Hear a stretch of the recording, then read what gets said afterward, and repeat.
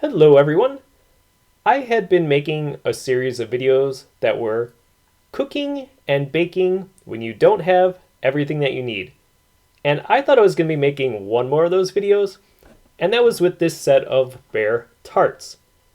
And I thought I was going to do another one until I looked at the instructions and realized just how easy and straightforward it was.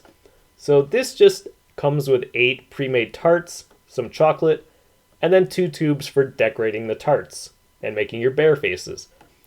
And all you're basically doing on this is just adding butter to the chocolate, melting it, putting it in the tarts, and then it just goes in the oven, and then you decorate later.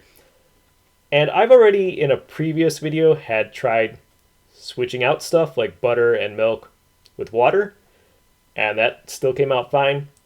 And then instead of using an oven, I put these in the freezer. That worked too.